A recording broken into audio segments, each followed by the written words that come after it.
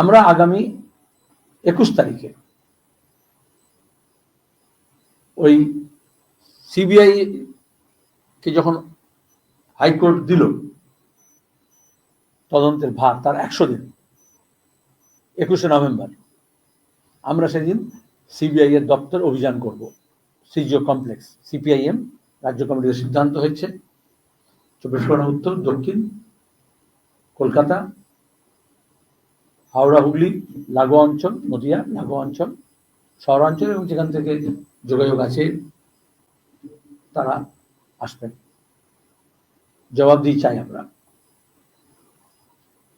তার সঙ্গে আরো কোঅর্ডিনেটেড ওয়েতে কিভাবে আন্দোলন হয় মেডিকেল কলেজের থ্রেড কালচারের বিরুদ্ধে, ছাত্রদের স্বার্থে, শিক্ষার স্বার্থে, মেডিকেল শিক্ষার স্বার্থে, তেমনি একইভাবে অন্যান্য বিশ্ববিদ্যালয়ের পেশা শিক্ষায় যে থ্রেড কালচার এবং সেখানে পড়াশোনার পাঠ তুলে দিয়ে টাকা পয়সার বিনিময়ে এই ডিগ্রি বিক্রি করা, পাশ করানো, ফেল করিয়ে পাশ করানো, ভর্তি থেকে শুরু হয়েছিল, তার থেকে এখন সর্বত্র এটা সর্বগামী হয়েছে। সেখানে ছাত্রদের আরো ঐক্যবদ্ধভাবে বামপন্থীরা সবাই যাতে এককাট্টা হয়ে এই থ্রেড কালচারের বিরুদ্ধে লড়ে। এবং জুনিয়র ডাক্তারদের ক্ষেত্রে আমরা দেখলাম পাল্টা সংগঠন বাড়িয়ে একটা থ্রেড কালচারকে যারা যুক্ত ছিল তাদেরকে সামনে রেখে নতুন করে আবার থ্রেড শুরু হয়েছে। সেখানে জুনিয়র ডাক্তারদের যে আন্দোলন তার প্রতি আমরা সবসময় সহমর্মিতা এবং সংহতি জানিয়েছি, অংশীদার ছিলাম।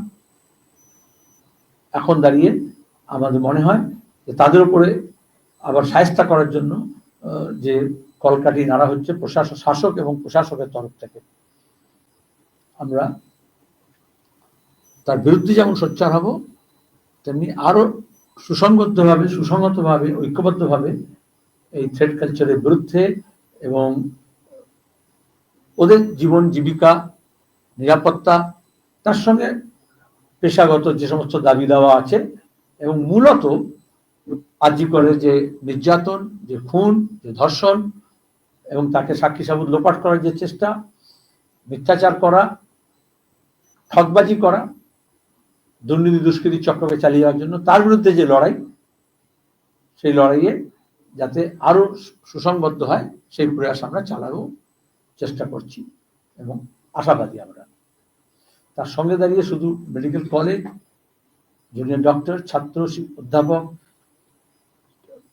ডাক্তার নয়, সর্বগামী যাতে হয় সেজন্য ওরা যেরকম আলাপ আলোচনা করছেন এবং যেভাবে এসব তিলোত্তমা, অভয়া মঞ্চ ইত্যাদি গড়ে উঠেছে, যারা প্রতিবাদী মানুষের কণ্ঠস্বরকে একদিকে সোচ্চার করার জন্য আর অন্যদিকে প্রতিবাদী কণ্ঠস্বরকে দাবানোর জন্য, আটকানোর জন্য, থামানোর জন্য সরকারি প্রয়াস চলছে, গুন্ডামি মস্তানিও চলছে, ভয় দেখানো হচ্ছে, মিথ্যা মামলা হচ্ছে, গণতান্ত্রিক অধিকারকে খর্ব করার চেষ্টা করা হচ্ছে, প্রচারে বাধা তৈরি করার চেষ্টা করা হচ্ছে এবং মিথ্যাচার করা হচ্ছে তাদেরকে বদনাম করার জন্য।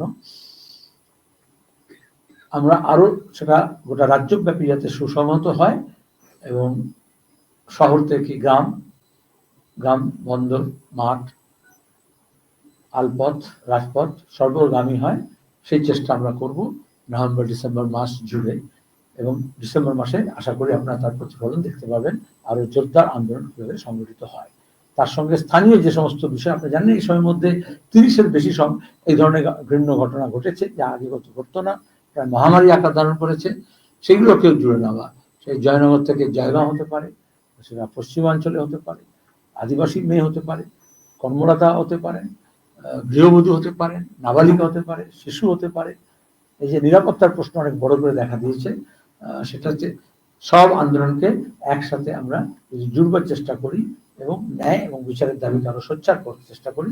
সেই ব্যাপারে আমরা সিপিআইএম তার যা ভূমিকা যতটা করণীয়, বিভিন্ন সংগঠন, গণসংগঠন, নাগরিক সমাজ তাদের সঙ্গে আমাদের আরো বেশি